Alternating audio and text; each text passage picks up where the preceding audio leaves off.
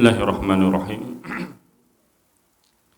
Assalamualaikum warahmatullahi wabarakatuh.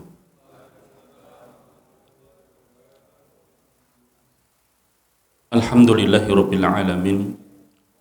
Wa bihi nasta'inuhu ala umurid dunya waddin. Wassalatu wassalamu ala asrofil anbiya wal mursalin wa ala alihi wa sahbihi ajma'in. Amma ba'du. Usikum wa iyaya nafsi bitaqwallah faqad fazal mu'minun al-muttaqun.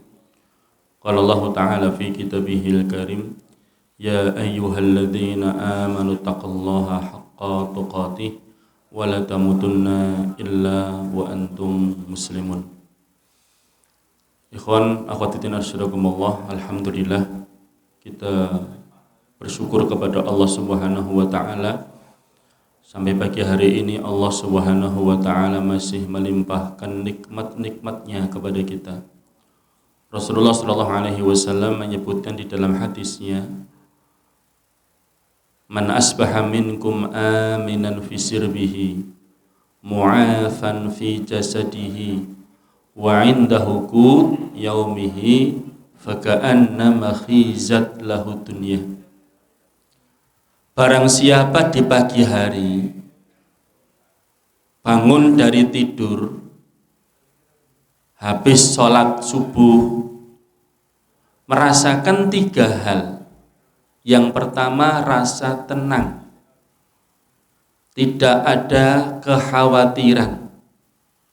Jangan bisa bayangkan saat ini dengan masa-masa pandemi kemarin, Pak. Gimana perasaannya? Biasa saja. Pada masa pandemi itu ada rasa kekhawatiran. Kalau mau jujur semua khawatir. Setiap hari ada berita kematian. Inna lillahi wa inna ilaihi raji'un. Tetangga kita, sahabat kita, keluarga kita, bahkan mungkin kita tinggal menunggu kapan waktu kita meninggal dunia pada waktu itu.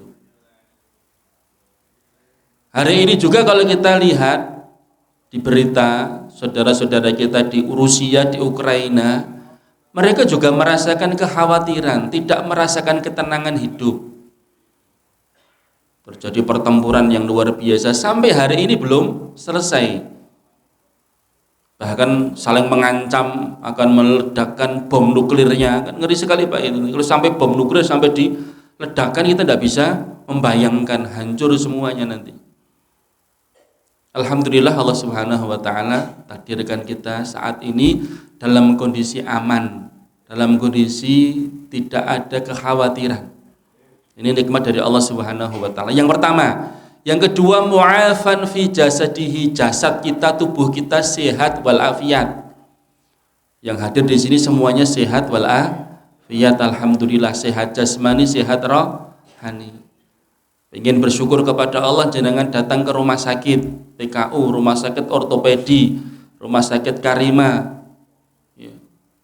Berapa banyak mereka yang mendapatkan ujian dari Allah Subhanahu wa taala berupa sakit.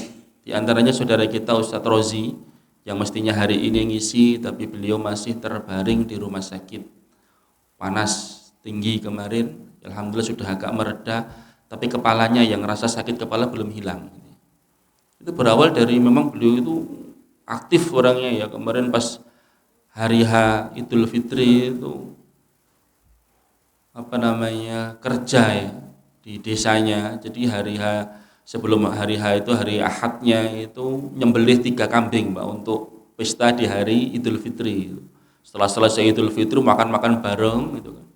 Terus malamnya hujan deras, terataknya itu kan sama jatuh gitu, akhirnya dibongkar tengah malam gitu. Sampai pagi terus berangkat naik kereta pulang. Itu sudah merasakan tidak enak badannya, sepekan kemudian terus masuk ke rumah sakit.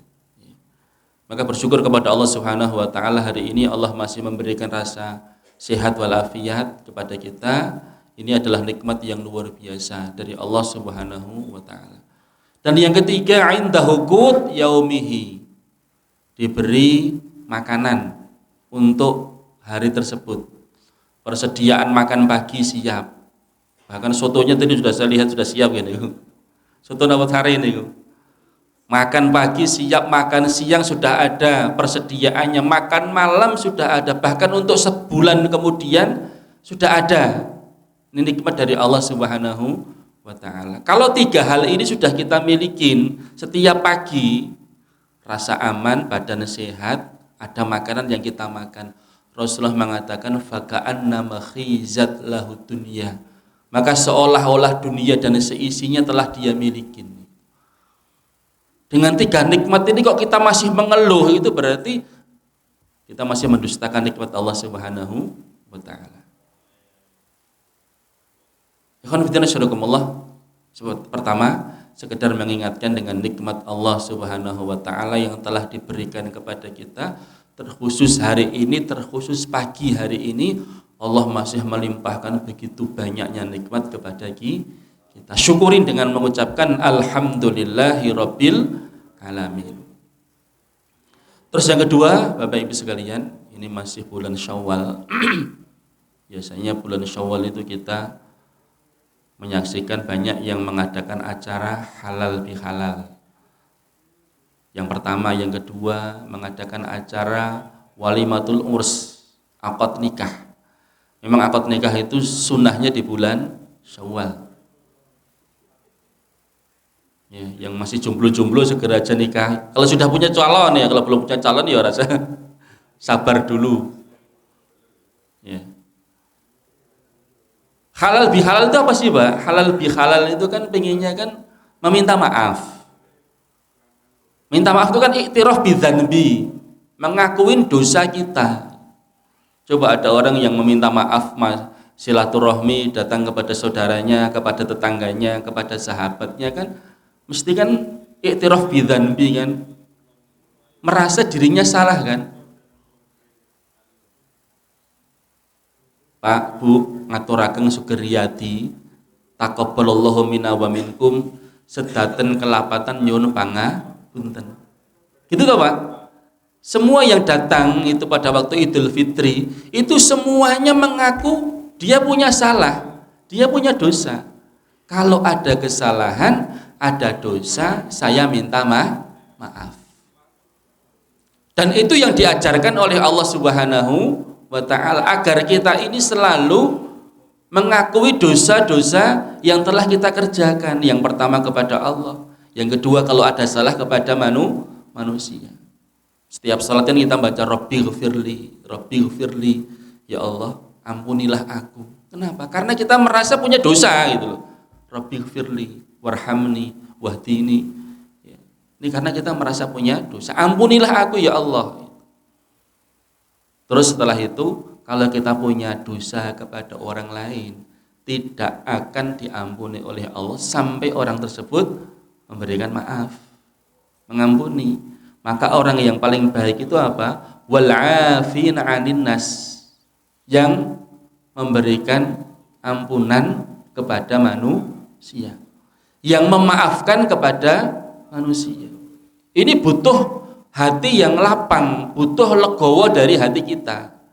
Kalau tidak itu ada istilah dadi banyu rata cawuk, dadi godhong rata suwek gitu. Kenapa? Karena dendam, karena sakit hati, karena merasa terluka hatinya, sehingga tidak mau memaafkan kepada saudara. Makanya Allah Subhanahu wa ta'ala menyebutkan di dalam surat Ali Imran ayat 134, sifatnya orang-orang yang bertakwa. Yang pertama adalah alladzina yunfikuna fis-sarra wadh-dharra, yang selalu mengeluarkan sedekah, infak saat lapang ataupun saat susah. Wal kadhiminal ghaidha, menahan rasa marah. Wal 'afina 'anin nas, dan memaafkan manusia. Berat memang memaafkan manusia, apalagi dia sudah bersalah kepada kita. Kadang-kadang sampai dibawa mati itu, tidak saling sapa, ya, tidak saling silaturahmi, padahal dia adalah kerabat kita sendiri. Ya. Makanya salah satu sifat orang yang bertakwa adalah wal 'afina 'anin nas, yaitu orang yang mau memberikan maaf. paling bagus ya dia itu meminta maaf duluan. Yang salah saya Pak, mboten sing salah kula. Mboten sing salah kula. Rebutan salah Pak, Masya Allah kalau ada yang seperti itu. Kalau manusia ini di dunia ini, terkhusus di Indonesia ini, ya, punya sifat merasa bersalah, merasa berdosa, mengaku dirinya bersalah, itu tidak perlu pada KPK Pak, ya toh, nggak perlu ada KPK itu, semuanya merasa keliru, saya telah berbuat korupsi, saya telah berbuat salah, saya telah seperti ini, tidak perlu ada KPK lagi. Ya. Makanya Masya Allah ya, kalau tradisi setiap bulan Syawal ini bisa kita lanjutkan di bulan-bulan yang lain. Merasa dirinya keliru, merasa dirinya salah, terus meminta maaf, tidak ego. Suami kepada istri, istri kepada suami. Jangan sok suami harus, kamu minta maaf sama saya. Loh, suami kadang-kadang juga salah sama istrinya, kadang mengatakan kata-kata yang kasar, menyakitin hati dia, kadang mukul mungkin gitu. Yang tidak saya sengaja. Kalau selain bulan Syawal, selain Idul Fitri mungkin malu kalau minta maaf, ya waktu yang paling tepat itu ya pada waktu itu. Ayo, kalau di keluarga saya itu punya ya kebiasaan Pak, itu semua habis Idul Fitri sholat itu kumpul semuanya, kemudian terus mereka saling meminta maaf. Dari yang sepuh dulu bapak sama ibu itu, anak-anaknya semuanya datang ke situ minta maaf ya. Orang tua pun juga legowo, aku ya semono uga ya le dadi wong tuwa. Saya sebagai orang tua juga seperti itu le. Duk, kalau ada salah, kalau ada keliru, wong mata saya sudah enggak jelas, telinga saya sudah tidak jelas juga mendengar, kalau ada keliru, kalau ada salah saya mohon maaf. Ya. Kemudian para ulama pada zaman dahulu selalu berdoa kepada Allah, Rabbana taqabbal minna innaka antas samiul alim wa tub alaina innaka antat tawwabur rahim. Disingkat taqabbalallahu minna wa minkum. Artinya apa Bapak Ibu sekalian? Taqabbalallah, semoga Allah menerima minna amal ibadah kita, wa minkum dan juga dari kalian. Amal ibadah kita yang telah kita kerjakan di bulan Ramadan, siam, berlapar-lapar di siang hari, qiyamul lail, sholat tarawih di malam hari sampai setengah jam, 1 jam, itu tadarusan, infak sedekah, dan amal-amal saleh yang telah kita kerjakan selama 30 hari, semoga diterima oleh Allah. Itu bukan hanya hari pertama, kedua. Kalau para salaf pada zaman dahulu Bapak Ibu sekalian, mereka berdoa kepada Allah agar ibadahnya diterima itu selama 6 bulan. Amal ibadah yang mereka kerjakan selama bulan Ramadan itu diterima oleh Allah, agar diterima oleh Allah, itu berdoanya selama 6 bulan. Yalah, kalau kita paling sehari 2 hari lali. Kalau mereka bulan Ramadan, Syawal, Dzulqa'dah, Dzulhijjah, Muharram, Safar, itu berdoa kepada Allah agar amal ibadah mereka selama sebulan penuh diterima oleh Allah. Baru setelah itu bulan berikutnya berdoa kepada Allah biar bisa bertemu kembali dengan bulan Ramadan. Ya. Kenapa? Khawatir. Karena syarat diterimanya amal itu ada 2 Pak. Ikhlas wal mutaba'ah.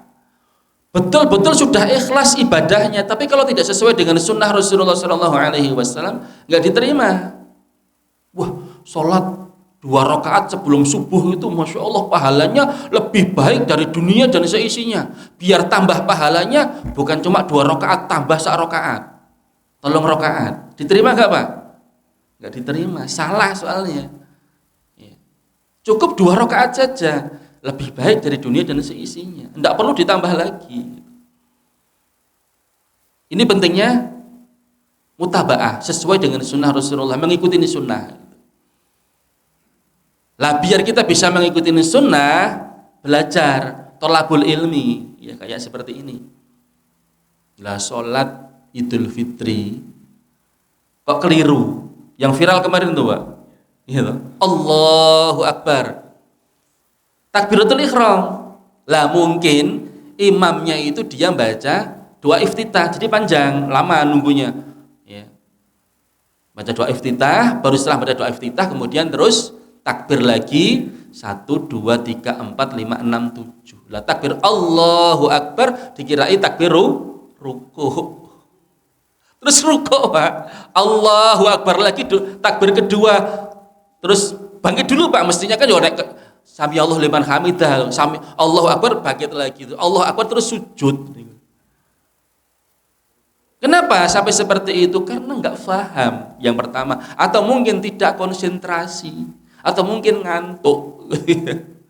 Takbiran semalaman terus ngantuk, nggak konsentrasi. Allahu Akbar, langsung ruku. Allahu Akbar, bangkit lagi. Allahu Akbar, sujud itu loh. Padahal itu baru takbir 7 kali. Atau sholat jenazah pakai ruku, pakai sujud lah, iya repot. Ojo rapat-rapat, engko rukuke piye gitu. Lho salat jenazah ki rasa nganggo ruku. Cukup apa Pak? Takbir berapa kali? Arba'an, 4. Rakaat pertama apa bacanya? Al-Fatihah. Rakaat kedua takbir kedua bacanya baca apa? Sholawat. Takbir ketiga baca doa, takbir keempat baca doa terus salam. Praktis nih Pak. Tapi kalau orang tidak tahu, bingung, kan nyolat ya enggak saudara. Alasannya karena pakai sepatu, arep nyopote repot, arep wudune nang ngendi pun kula ndongake mawon. Sehingga sangat ironis sekali seorang yang meninggal dunia dikawal oleh polisi, tentara, yang hadir ratusan orang, para pejabat-pejabat, tapi yang mensolatkan cuma berapa orang? 11 orang til. Ada 6 orang sudah masuk datang. Monggo bapak-bapak, ibu-ibu yang menyolatkan, ini baru 6 orang yang masuk ke masjid. Monggo Pak. Ngapunten bisa masih pakai sepatu. Ngapunten saya repot nanti kalau harus buka baju, wudunya gimana? Ibu-ibu mau ngapunten saya masih pakai lipstik gitu kan.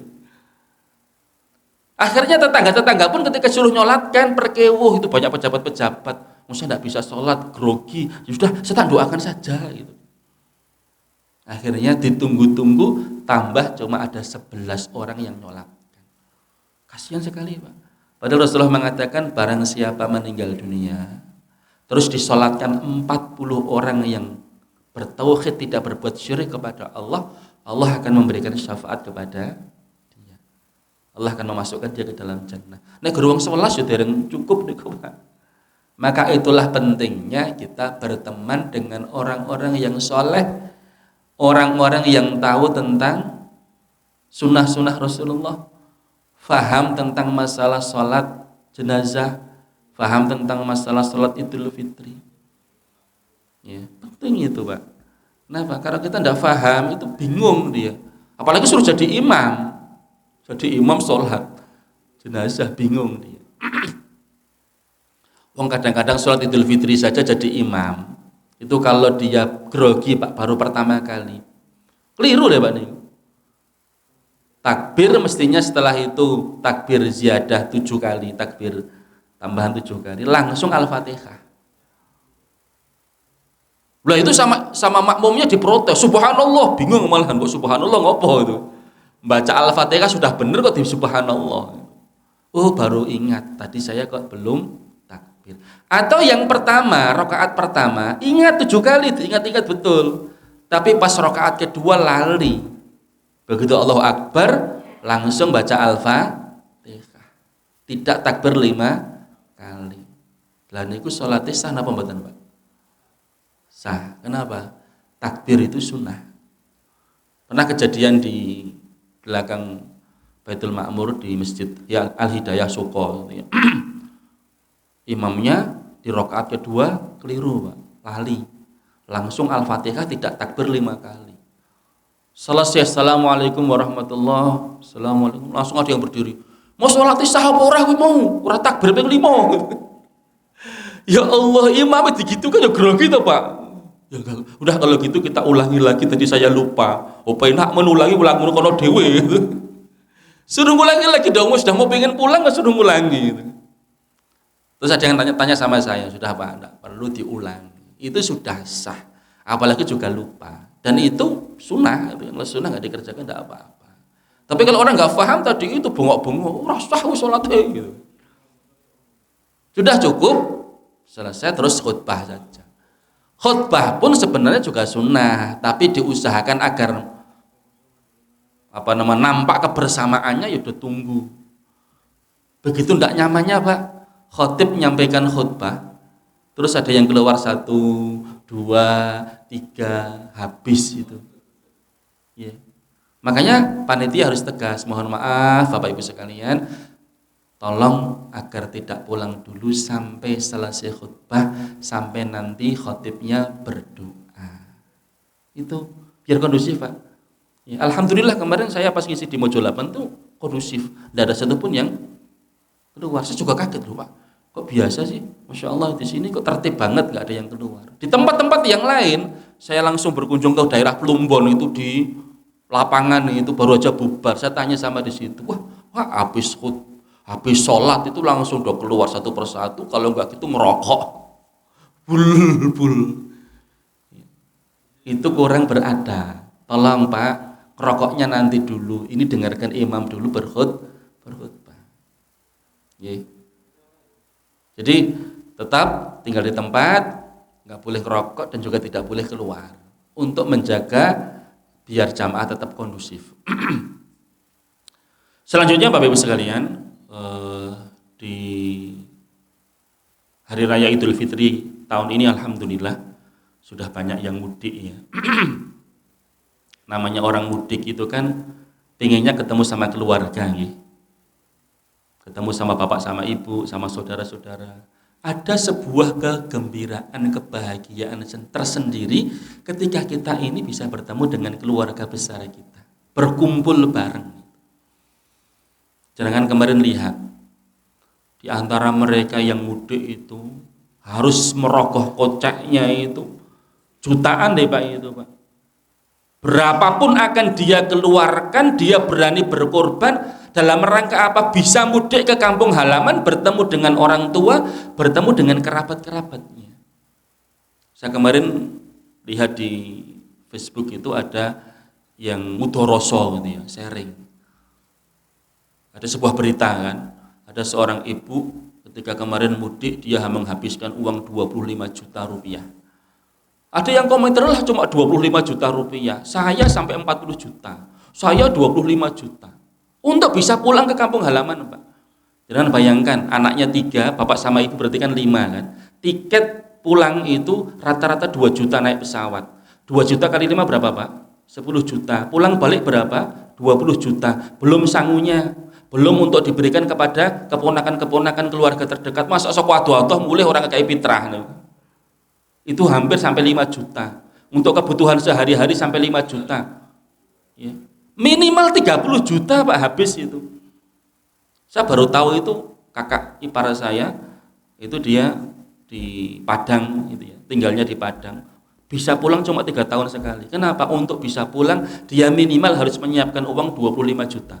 Pulang balik untuk sanggup untuk diberikan kepada keponakan-keponakannya.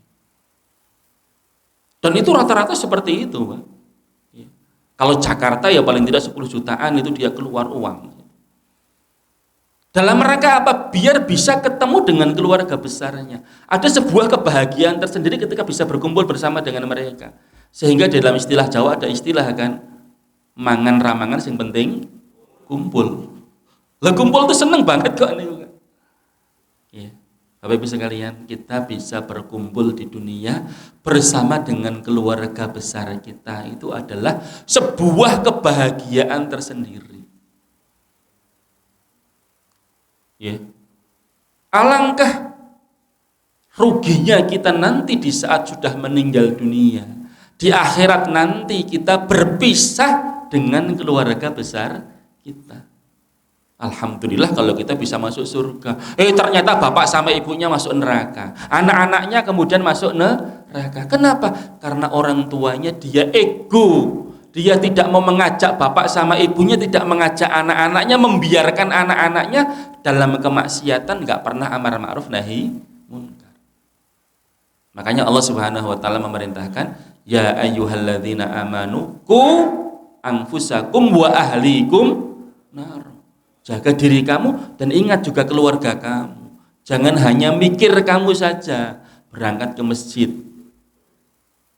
bisa rutin setiap hari 5 kali, tapi anaknya dia biarkan tidak pernah sholat berjamaah. Bahkan sholat pun kadang dia tinggalkan. Berani-beraninya dia meninggalkan sholat. Padahal Bapak Ibu sekalian, untuk mengajak sholat ini perintah dari Allah Subhanahu wa taala. Wa'mur ahlaka bis sholati wastabir 'alaiha. Perintahkan keluarga kamu untuk sholat dan bersabarlah, lipat gandakan kesabaran kamu untuk selalu mengingatkan kepada keluarga kamu. Yang sudah punya keluarga saya kira masing-masing bisa merasakan, Pak. Ya, Pak.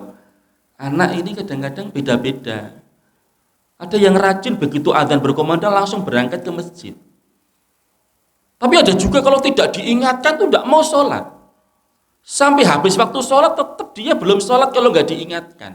Nanti disuruh sudah kamu dijamak gitu. Ya meskipun belum balik gitu loh Pak. Tapi ya Allah, saya punya anak beberapa itu Pak. Bukan beberapa ya anak sejelas 6 beberapa ini.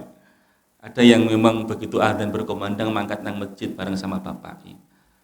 Tapi yang kelas 4 ini perempuan ini Pak, ya Allah gitu. Memang belum balik gitu. Itu kalau nggak diingatkan orang sholat, nggak sholat tuh. Nanti buin, nggak sholat tuh nanti itu.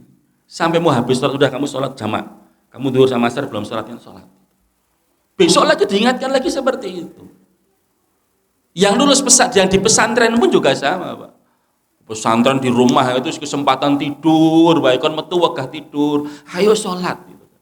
Padahal di pesantren bagian keamanan bangunkan adik-adik kelasnya untuk sholat. Nah ngomah kalau turu Pak. Apa itu namanya? Balas dendam katanya. Diingatkan sampai nangis sama uminya itu. Kok kamu itu membantu umi, tidur nggak tidur main HP gitu. Ya memang kudu sabar Pak. Ternyata Al-Quran menyebutkan wa'mur ahlaka bis sholati wastabir 'alaiha. Kudu sabar. Rasulullah Shallallahu Alaihi Wasallam saja Bapak Ibu sekalian. Itu seorang nabi, seorang rasul loh itu. Sholat berangkat sholat masih ingatkan. Hai Fatimah, ayo sholat. Bangunkan suami kamu. Ayo diajak sholat berangkat ke masjid. Hai Ali, ayo berangkat ke masjid. Istri kamu ingatkan dan sholat. Abu Bakar As-Siddiq, khalifah yang pertama, manusia terbaik setelah Rasulullah Shallallahu Alaihi Wasallam, mengingatkan anaknya Abdurrahman Abdullah. Bahkan ketika malam pertama kok dia nggak sholat subuh, marah dia. Kenapa kamu nggak sholat subuh? Seneng-seneng sama istrinya. Gara-gara istri kamu nggak sholat berjamaah di masjid. Ceraikan istri kamu. Tegas itu Abu Bakar As-Siddiq itu. Suruh nyeraikan, ceraikan Mbak. Sehari 2 hari ranti bojo, plonga-plongo. Ora penak ranti bojo ya. Piye ra penak ranti bojo? Ya itu. Wahai Abu Bakar. Ya sudah kalau gitu kamu rujuk itu. Tapi ingat, jangan diulangi lagi. Ya. Dalam masalah sholat Abu Bakar As-Siddiq tegas sekali Pak. Makanya memang Bapak Ibu sekalian, kalau kita pengen nanti bisa bersama-sama kembali berkumpul bersama dengan keluarga kita, bisa Pak. Tapi tadi, jaga keimanan, jaga amal soleh. Tapi kalau beda imannya, tidak akan mungkin bisa kumpul lagi nanti di surga. Nabi Nuh alaihissalam itu tidak bisa bertemu dengan istrinya. Nabi Nuh masuk surga, istrinya neraka. Al-Quran menyebutkan itu. Nabi Lut alaihissalam, Nabi itu beriman masuk surga, istrinya kafir, masuk neraka. Bahkan istrinya ini yang menunjukkan kepada masyarakat sekitar, lu nang omahku ono tamu ini bagus-bagus, good looking gitu, good looking. Kalau kamu pengen sana. Padahal umatnya Nabi Lut itu apa? LGBT. Seperti kemarin yang diwawancari sama Deddy Corbuzier itu. Ya 2 orang kan LGBT itu. Laki-laki sama laki-laki, Pak. Seneng. Lah terus piye itu nanti kalau 2 orang laki-laki sama laki-laki nikah kawin itu nanti ini mau kawin apa mau olahraga gitu kan. Main anggar tau Pak. Perang lagi. Angel caranya terus piye gitu loh. Maka sampai ada yang kalau LGBT itu ben ngerasakan itu ya taruh di sebuah pulau, wis suruh berkembang biak, tunggunan punya anak atau enggak. Enggak mungkin bisa punya anak. Masukkan penjara berdua, enggak mungkin bisa punya anak. Iya. Ya kan udah kembali ke tadi, ya. Wa'mur ahlaka bis sholati wastabir 'alaiha. Perintahkan keluarga kita untuk sholat dan kita harus sabar dalam mengingatkan. Agar apa? Agar nanti kita bisa berkumpul bersama di surga bersama dengan keluarga kita. Kalau beda akidah, beda keyakinan jelas nggak akan mungkin. Sekelas Nabi saja, Nabi Nuh, Nabi Lut tidak bisa.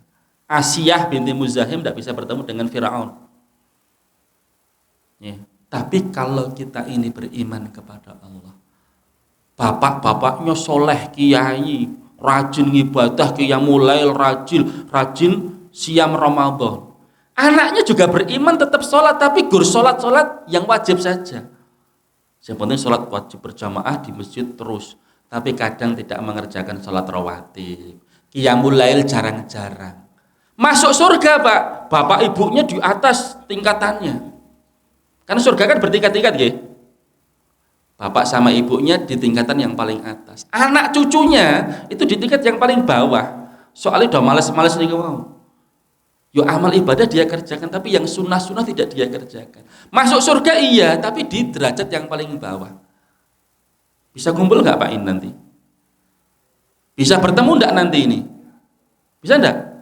Bisa, Pak. Nggak usah khawatir, bisa.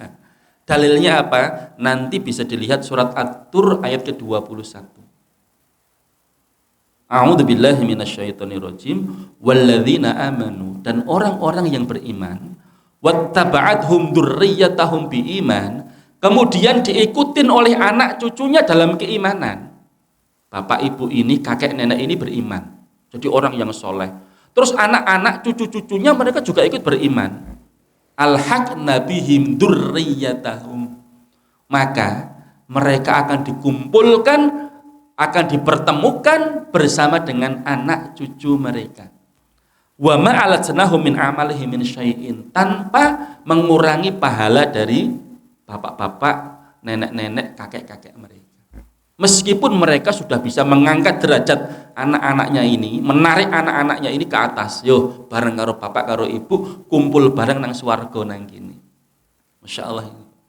Saya lihat keterangannya, saya lihat tafsirnya memang seperti itu, para ulama menjelaskan.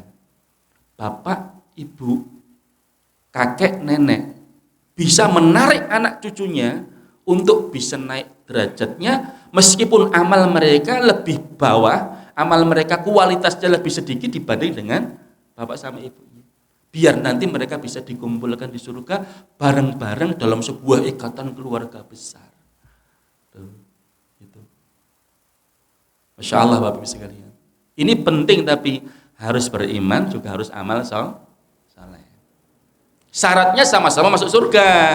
Meskipun surganya tadi itu tingkatnya berbeda. Tapi nek pun mlebu neraka, kafir, musyrik, munafik, khalidina fiha abada, kekal di dalamnya selamanya. Meskipun anaknya seorang nabi, minta tolong kepada bapaknya tidak bisa. Gak tahu Bapak Ibu sekalian, nanti kok di akhirat itu Allah menyebutkan mereka bisa saling melihat itu. Padahal di dalam hadis disebutkan surga itu di tingkat yang paling tinggi, neraka yang paling bawah gitu. Tapi mereka itu dengan kekuasaan Allah bisa saling melihat. Ya, penduduk surga takok orang penduduk neraka, piye? Enak arah kowe nang kono gitu kan. Piye bro kabarmu bro? Gitu. Astagfirullahaladzim, tolong an afidu alaina minal ma. Mbok tolong berikan sedikit air kepada kami. Tolong berikan sedikit air kepada kami. Satu teguk saja. Untuk apa? Untuk membasahi kerongkongan. Ini baru di dunia ya Pak. Hausnya kayak seperti ini. Ini kita lagi haus nih. Apalagi nanti dimasukkan ke dalam neraka. Maka ada salah seorang ulama, kalau nggak salah Ibnu Umar radhiyallahu anhu itu, ketika mau buka puasa itu, dia menangis. Kenapa kamu menangis? Alhamdulillah saya hari ini haus, tenggorokan saya kering, tapi sebentar lagi adzan berkumandang saya bisa meneguk air. Begitu nikmatnya. Tapi penduduk neraka ketika mereka meminta, memelas ya, kepada penduduk surga, an afidu alaina minal ma, tolong berikan seteguk air kepada kami. Au mimma razaqakumullah, atau sebagian rizki yang diberikan Allah kepada kalian. Apa jawaban penduduk surga? Qalu innallaha harramahum 'alal kafirin. Sesungguhnya Allah mengharamkan dua hal ini kepada kalian. Kami tidak boleh memberikan air minum kepada kalian, makanan kepada kalian. Wes saiki rasakno ngono. Itu kalau beda tempat, Pak. Ini surga, ini neraka. Tidak bisa menolong. Kecuali kalau misalnya dia masih muslim, bertauhid, karena dosa-dosa yang dia kerjakan masuk neraka dulu. Nanti dapatkan syafaat dari orang tuanya, syafaat dari anak soleh, syafaat dari teman-temannya yang soleh, bisa masuk surga. Tapi naik kafir, munafik, musyrik, khalidina fiha abada. Kalau mukmin, meskipun beda derajatnya, bapak bisa menarik anak-anaknya, kakek nenek bisa menarik cucu-cucunya, dan kebalikannya, anak-anak yang soleh, yang dia rajin baca Al-Quran, bahkan hafal 30 juz, rajin qiyamul lail, rajin infak sedekah, kok bapak ibunya ya beriman, beramal soleh, tapi terbatas amal solehnya, jarang mengerjakan salat-salat sunnah, qiyamul lail yo angel, nek kon poso sunnah yo angel. Wah, aku ra kuat le nek kon poso salat, nek kon poso sunnah kuwi. Soale nek aku nek wis ngelak, ngelu wis ra usah mikir gitu kan. Wis sing poso kowe wae. Mboten napa-napa Pak, sing penting jenengan dikerjakan, yang wajib-wajib harus jangan sampai ditinggalkan. Tinggalkan yang maksiat-maksiat. Lah kalau nanti si bapak sama ibu ini kok masuk surga, anak cucunya derajatnya paling tinggi, kok dia di derajat yang paling bawah? Bisa ditarik, bisa diangkat oleh anak sama cucunya tadi itu. Monggo Pak, kula beri syafaat naik ke atas, sareng-sareng kali kula Pak. Dalam sebuah hadis disebutkan ada salah seorang bapak, itu dia mendapatkan derajat yang lebih tinggi di akhirat nanti. Kaget dia. Ya Rabb, anna li hadza. Wahai Tuhanku, kenapa kok saya mendapatkan kenikmatan seperti ini? Derajat saya dinaikkan, ditingkatkan, saya dapat kemuliaan seperti ini. Dijawab, istighfari waladikas salih.